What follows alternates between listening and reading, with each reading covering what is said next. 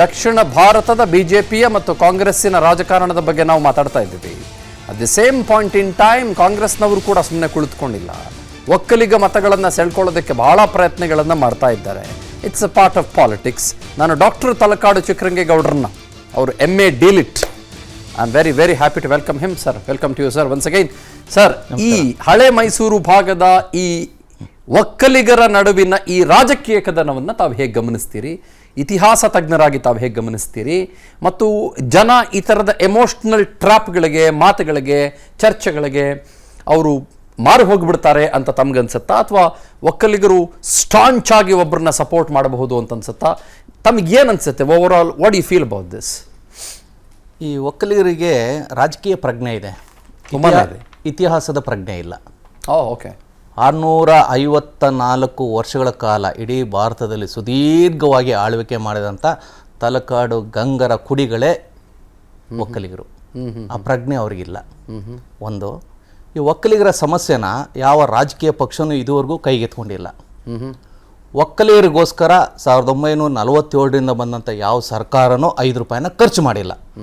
ಅದ್ರಲ್ಲಿ ಒಂದು ಎಕ್ಸಾಮ್ಷನ್ ಏನಂದರೆ, ಯಡಿಯೂರಪ್ಪನವರು ಮುಖ್ಯಮಂತ್ರಿ ಆಗಿದ್ದಾಗ ನಾಡಪ್ರಭು ಕೆಂಪೇಗೌಡರ ಅಭಿವೃದ್ಧಿ ಪ್ರಾಧಿಕಾರ ಮತ್ತು ಒಕ್ಕಲಿಗ ಅಭಿವೃದ್ಧಿ ಪ್ರಾಧಿಕಾರ 2 ಮಾಡಿದ್ಬಿಟ್ರೆ, ನೀವು 47ರಿಂದ ಬಡ್ಜೆಟ್ ತೆಗೆದು ನೋಡಿ, ಒಕ್ಕಲಿಗರಿಗೆ ಅಂತ 5 ರೂಪಾಯಿನ ಸರ್ಕಾರದಿಂದ ಎತ್ತಿಟ್ಟರು ಅಂತ ದಾಖಲೆ ಇಲ್ಲ. ಕೃಷಿಗಿದೆ, ಬೇರೆ ಬೇರೆ ಹೆಸರಿನಲ್ಲಿದೆ. ಒಕ್ಕಲಿಗರಿಗೆ ಅಂತ ಬೇರೆ ಜನಾಂಗಕ್ಕೆ ಏನೇನು ಕೊಟ್ಟಿದ್ದಾರೆ ಆ ರೀತಿ ಇದು ಯಾವುದೂ ಕೊಟ್ಟಿಲ್ಲ. ಇದನ್ನು ಕೇಳುವಂಥ ಪ್ರಜ್ಞೆನೂ ಕೂಡ ಒಕ್ಕಲಿಗರಿಗಿಲ್ಲ. ರಾಜಕೀಯ ಮಾತಾಡ್ತಾರೆ, ಆ ಪಕ್ಷ ಈ ಪಕ್ಷ ಏನೆಲ್ಲ ಹೊಡೆದಾಡ್ತಾರೆ, ಬಡ್ದಾಡ್ತಾರೆ. ಆದರೆ ನಮ್ಮ ಇತಿಹಾಸ ಏನು ಹೇಳುತ್ತೆ, ನಾವು ಈ ನಾಡಿಗೆ ಏನು ಕೊಡುಗೆ ಕೊಡ್ತಾ ಇದ್ದೀವಿ, ಇನ್ ರಿಟರ್ನ್ ಈ ನಾಡು ನಮಗೇನು ಕೊಡ್ತಿದೆ ಅಂತ ಚರ್ಚೆ ಮಾಡಲ್ಲ. ಆ ತಗೊಳ್ಳೋದಲ್ಲಿ ಹಿಂದೇಟ್ ಹಾಕಿದ್ದಾರೆ. ಹಲವಾರು ಉದಾಹರಣೆಗಳನ್ನ ಕೊಡಬಲ್ಲೆ. 1837ರಲ್ಲಿ ಈ ದೇಶಕ್ಕೋಸ್ಕರ ಸ್ವತಂತ್ರ ಬರಬೇಕು ಅಂತ ಬ್ರಿಟಿಷರನ್ನ ಓಡಿಸೋದ್ರಲ್ಲಿ ಒಕ್ಕಲಿಗರಿಬ್ಬರು ಪ್ರಮುಖರು, ಗುಡ್ಡೆಮನೆ ಅಪ್ಪಯ್ಯಗೌಡ ಮತ್ತು ಕೇದಾಂಬಡಿ ರಾಮೇಗೌಡ ಅಂತ. ಓಕೆ. ಆ ಸ್ವತಂತ್ರ ಹೋರಾಟಗಾರರು ಇಲ್ಲಿ ಇದ್ರು ಅಂತ ಕೇಂದ್ರ ಸರ್ಕಾರಕ್ಕೂ ಗೊತ್ತಿಲ್ಲ, ರಾಜ್ಯ ಸರ್ಕಾರಕ್ಕೂ ಗೊತ್ತಿಲ್ಲ, ಜನಗಳಿಗೂ ಗೊತ್ತಿಲ್ಲ. ಸಣ್ಣ, ನಾನಿಲ್ಲಿ ದೊಡ್ಡವರು ಚಿಕ್ಕವರು ಅಂತ ಹೇಳ್ತಾ ಇಲ್ಲ, ಸಣ್ಣ ಪುಟ್ಟ ಸ್ವತಂತ್ರ ಹೋರಾಟಗಾರರನ್ನೆಲ್ಲ ಅಂತಾರಾಷ್ಟ್ರೀಯ ಮಟ್ಟಕ್ಕೆ ತೊಗೊಂಡೋಗ್ಬಿಡ್ತಾರೆ. ಬ್ರಿಟಿಷರನ್ನು ಓಡಿಸಿ ಈ ದೇಶನ ಸ್ವತಂತ್ರಗೊಳಿಸಿ 13 ವರ್ಷ ಆಳ್ವಿಕೆ ಮಾಡಿದಂಥ ಆ ಇಬ್ಬರು ಒಕ್ಕಲಿಗರು ಮತ್ತು ಅವರ ಸಪೋರ್ಟರ್ಸ್ನ ಬೆಂಬಲಿಸೋದೇ ಇಲ್ಲ, ಜ್ಞಾಪಕನೇ ಮಾಡ್ಕೊಳ್ಳಲ್ಲ. ಇನ್ನೊಂದು, ಸರ್ದಾರ್ KM ಪಣಿಕರ್ ಹೇಳ್ತಾರೆ, the western Gangas of Talakad ಮತ್ತು ಈಸ್ಟರ್ನ್ ಗಂಗಾಸ್ ಆಫ್ ಒರಿಸ್ಸಾ ಇದಾರಲ್ಲ, ಅವರು ಪ್ರಬಲರಾಗಿರೋರ್ಗು ಮುಸಲ್ಮಾನರು ಇವರ ರಾಜ್ಯಗಳಿಗೆ ಕಾಲನೇ ಇಟ್ಟಿರಲಿಲ್ಲ, ದೂರ ಇಟ್ಟಿದ್ರು ಅಂತ ಅವ್ರು ಹೇಳ್ತಾರೆ, ವಿಶ್ಲೇಷಣೆ ಮಾಡ್ತಾರೆ. ಇಲ್ಲಿ ನನಗೆ ಆಶ್ಚರ್ಯ ಆಗೋದು, ಉತ್ತರ ಭಾರತದಲ್ಲಿ ಮೊಘಲರ ವಿರುದ್ಧ ಹೋರಾಟ ಮಾಡಿದಂಥ ಉತ್ತರ ಭಾರತದ ರಾಜರುಗಳನ್ನ ದೊಡ್ಡ ದೊಡ್ಡ ಅಂತಾರಾಷ್ಟ್ರೀಯ ಮಟ್ಟದ ಹೀರೋಗಳು ಅಂತಾರೆ. ಆ ಮೊಘಲರು ಅಥವಾ ಮುಸಲ್ಮಾನರು ಇಲ್ಲಿ ಕಾಲಿಡಕ್ಕೆ ಬಿಟ್ಟಿರಲಿಲ್ಲ, ಆ ವೀರರನ್ನ ನೆನೆಯೋದೇ ಇಲ್ಲ. ಓಕೆ. ದುರಂತ ನೋಡಿ, ಅವ್ರ ಜೊತೆ ಹೋರಾಟ ಮಾಡಿದವರು ಹೀರೋಗಳು, ಅವ್ರು ಇಲ್ಲಿ ಬರಲೇಬಾರ್ದರೆ ಅದು ಹೆಂಗೆ ಬರ್ತಾರೆ ನಾನು ನೋಡೇ ಬಿಡ್ತೀನಿ ಅಂತೇಳಿ ತಡೆದ್ರಲ್ಲ, ಅವ್ರು ಜೀರೋಗಳು. ಸೊ ಈ ರೀತಿಯ ವೈರುಧ್ಯಗಳಿದ್ದಾವೆ. ಮತ್ತು ಒಂದು ರೈಲಿಗಾಗಲಿ, ಒಂದು ಸರ್ಕಲ್ಗೆ ಒಕ್ಕಲಿಗ ರಾಜರುಗಳದು, ಒಕ್ಕಲಿಗ ವ್ಯಕ್ತಿಗಳದು, ದಲಿತರಿಗೆ ಮೊದಲು ವಿದ್ಯೆ ಹೇಳ್ಕೊಟ್ಟಂಥವ್ರು ತಲಕಾಡು ರಂಗೇಗೌಡರು ಅಂತ. ಇಡೀ ದಲಿತರಿಗೆ, ಹಳೆಯ ಮೈಸೂರಿನ ದಲಿತರಿಗೆ ಒಂದು ರಸ್ತೆಗೆ ಅವ್ರ ಹೆಸರಿಲ್ಲ. 650 ವರ್ಷ ಆಳ್ವಿಕೆ ಮಾಡಿದಂಥ ತಲಕಾಡು ಗಂಗರ ರಾಜರು 27 ಜನ ರಾಜರಿದ್ದಾರೆ, ರಾಜಾದಿರಾಜರು. ಒಬ್ಬರ ಹೆಸರು ಮೈಸೂರಿನಲ್ಲೂ ಇಲ್ಲ, ಬೆಂಗಳೂರಲ್ಲೂ ಇಲ್ಲ, ಎಲ್ಲೂ ಇಲ್ಲ. ಹಾಗೇನೇ ನೀವು ಯಾವುದೇ ತಗೊಳ್ಳಿ, ನಮ್ಮ ಹಳೆಯ ಮೈಸೂರಿನ ಕೆರೆಗಳನ್ನ ಕಟ್ಟಿಸಿದವರೆಲ್ಲ ತಲಕಾಡು ಗಂಗರು, ಡ್ಯಾಮನ್ನು ಕಟ್ಟಿಸಿದವರು ತಲಕಾಡು ಗಂಗರು, ಅವ್ರನ್ನ ನೆನೆಯೋದೇ ಇಲ್ಲ. ಸೊ ಹೀಗಾಗಿ ಏನಾಗಿದೆ, ಈ ಸರ್ಕಾರಗಳು, ಸಮಾಜ ಮತ್ತು ಈ ರಾಜಕೀಯ ಪಕ್ಷಗಳು ಚುನಾವಣೆ ಬಂದಾಗ ಒಕ್ಕಲಿಗರನ್ನ ತಲೆ ಮೇಲೆ ಕೂರಿಸ್ಕೊಳ್ತಾರೆ. ಅದಾದಮೇಲೆ ಟಿಶ್ಯೂ ಪೇಪರ್ ಥರ ಒರೆಸಿ ಬಿಸಾಕ್ಬಿಡ್ತಾರೆ. ಈ ಒಕ್ಕಲಿಗರು ಅಷ್ಟೇ, ನಮ್ಮ ಹಕ್ಕು ಏನು ಅಂತ ಕೇಳಬೇಕು. ಬೆಂಗಳೂರು ಮೈಸೂರು ಓಡಾಡೋ ರೈಲ್ಗೆ ನಮ್ದು ಯಾರ್ದಾದ್ರೂ ಒಬ್ಬರ ಹೆಸರಿಡ್ರಿ, ಕಂಟೋನ್ಮೆಂಟ್ ರೈಲ್ವೆ ಸ್ಟೇಷನ್ಗೆ ಗುಡ್ಡಮನೆ ಅಪ್ಪಯ್ಯಗೌಡರು, ಕೇದಾಂಬಡಿ ರಾಮೇಗೌಡರು ಒಬ್ಬರದ್ದು ಹೆಸರಿಡಿ, ಕೇಳಲ್ಲ ಇವರು. ಅವ್ರು ಮಾಡೋದೂ ಇಲ್ಲ, ಇವ್ರು ಕೇಳೋದೂ ಇಲ್ಲ. ಬೇರೆ ಬೇರೆ ಎಲ್ಲ ರಾಜರುಗಳ ಬಗ್ಗೆ, ಎಲ್ಲ ಸಾಧಕರ ಬಗ್ಗೆ ನಾವು ಹೇಳ್ತಾನೆ ಇರ್ತೀವಿ. ಈ ಒಕ್ಕಲಿಗ ಸಾಧಕರ ಬಗ್ಗೆ, ಒಕ್ಕಲಿಗರ ದೊಡ್ಡ ದೊಡ್ಡ ವ್ಯಕ್ತಿಗಳ ಬಗ್ಗೆ ಬೇರೆಯವರು ಹೇಳಲ್ಲ, ಅದು ಹಾಳಾಗೋಗ್ಲಿ, ಒಕ್ಕಲಿಗರೂ ಹೇಳಲ್ಲ. ಸೊ ಹೀಗಾಗಿ ಚುನಾವಣೆ ಬಂದಾಗ ನನಗೆ ಆಶ್ಚರ್ಯ ಆಯಿತು, ವಿಸ್ತಾರದವ್ರು ನೀವು ಕೊನೆ ಪಕ್ಷ ಒಕ್ಕಲಿಗ ಅನ್ನೋ ಒಂದು ಧ್ವನಿಯನ್ನು ಎತ್ಕೊಂಡಿದ್ದೀರ ನೀವು. ಇನ್ನು ಎಲ್ಲಿ ಹೇಳ್ಬೇಕು, ಯಾವ ಪ್ಲಾಟ್ಫಾರ್ಮೂ ಇಲ್ಲ, ಎಲ್ಲೂ ಹೇಳೋಕ್ಕೂ ಆಗಲ್ಲ. ಇದನ್ನು ಜಾತಿಗೆ ಸಮೀಕರಿಸ್ಬಿಡ್ತಾರೆ. 654 ವರ್ಷ ಆಳ್ವಿಕೆ ಮಾಡಿದ್ರಲ್ಲ ತಲಕಾಡು ಗಂಗರು, ಒಂದು ಜಾತಿಗಲ್ಲ ಎಲ್ಲ ಜಾತಿಗೂ ಮೂಲಭೂತ ಸೌಲಭ್ಯಗಳನ್ನು ಒದಗಿಸೋಗಿದ್ದಾರೆ. ಹೀಗಾಗಿ ಹಳೆ ಮೈಸೂರು ಶ್ರೀಮಂತವಾಗಿದೆ ಇವತ್ತಿನವರೆಗೂ. ಅದಕ್ಕೆ ಮೂಲ ಕಾರಣ ಒಕ್ಕಲಿಗರ ಈ ಶ್ರಮ, ಮತ್ತು ಬೇರೆ ಜಾತಿಯವರು ಕೂಡ ಅದಕ್ಕೆ ಸಹಕಾರ ಕೊಟ್ಟಿದ್ದಾರೆ. So wonderful. ನಮಗಿದು ಗೊತ್ತೇ ಇರಲಿಲ್ಲ ನೋಡಿ. ಇದೇ ಆಶ್ಚರ್ಯ. ಒಕ್ಕಲಿಗರಿಗೆ ಗೊತ್ತಿಲ್ಲ, ಒಕ್ಕಲಿಗ ರಾಜಕಾರಣಿಗಳಿಗೆ ಗೊತ್ತಿಲ್ಲ, ಒಕ್ಕಲಿಗ ವಿದ್ಯಾವಂತರಿಗೆ ಗೊತ್ತಿಲ್ಲ. ಒಕ್ಕಲಿಗರು ರಾಜ್ಯೋತ್ಸವಗಳನ್ನು ಮಾಡ್ತಾರೆ, ಕೆಂಪೇಗೌಡ ಉತ್ಸವಗಳನ್ನು ಮಾಡ್ತಾರೆ. ಬಡ್ಜೆಟ್ ಎಷ್ಟು ಗೊತ್ತಾ ನಿಮಗೆ? 1 ಕೋಟಿ ಖರ್ಚು ಮಾಡ್ತಾರೆ. ಕಲಾವಿದರನ್ನ ಕರೆಸ್ತಾರೆ, ಹಾಸ್ಯ ಕಲಾವಿದರನ್ನ ಕರೆಸ್ತಾರೆ, ಬೇರೆ ಬೇರೆ ಆರ್ಕೆಸ್ಟ್ರಾಗಳು ಮಾಡ್ತಾರೆ. ಕೆಂಪೇಗೌಡರ ಸಾಧನೆ ಬಗ್ಗೆ ಮಾತಾಡ್ಸಲ್ಲ, ತಲಕಾಡು ಗಂಗರ ಸಾಧನೆಗಳ ಬಗ್ಗೆ ಮಾತಾಡ್ಸಲ್ಲ. ಕನ್ನಡದ ಮೊದಲನೇ ಸಾಹಿತಿ ಅಕಾರ್ಡಿಂಗ್ ಟು ಕವಿರಾಜ ಮಾರ್ಗ ದುರ್ವಿನೀತ ಮೊದಲನೇ ಕವಿ ಆಗ್ತಾನೆ. ಅವನಿಗೆ ಸಿಗುವಂತ ಗೌರವ ಸಿಕ್ಕಿಲ್ಲ. ಕನ್ನಡದ ಶಾಸನಗಳನ್ನು ಹಾಕ್ಸೋದ್ರಲ್ಲಿ ತಲಕಾಡು ಗಂಗರು ನಂಬರ್ 1, ಅವ್ರಿಗೆ ಸಿಗುವಂತ ಗೌರವ ಸಿಕ್ಕಿಲ್ಲ.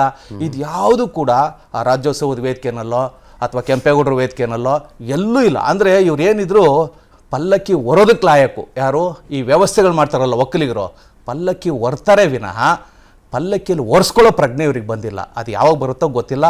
ನಾನು ಹೇಳ್ತಾನೆ ಇದ್ದೀನಿ. ಆಮೇಲೆ ನಮ್ದು ಏನಿದೆ ಹಕ್ಕು, ಅದನ್ನು ಮಾತ್ರ ನಾವು ಪ್ರತಿಪಾದನೆ ಮಾಡೋಣ. ಓಕೆ, ಅದನ್ನು ಬಿಟ್ಟು ನಾವು ಬೇರೆ ಏನು ಕೇಳ್ತಾ ಇಲ್ಲ. ಕೇಳೋದಕ್ಕೆ ಎಲ್ಲ ಒಕ್ಕಲಿಗರು ಮುಂದೆ ಬರಬೇಕು, ಇದ್ರ ಬಗ್ಗೆ ಚರ್ಚೆಗಳಾಗಬೇಕು. ಯೂನಿವರ್ಸಿಟಿಗಳಲ್ಲಿ ಒಂದು ಪೀಠ ಇಲ್ಲ.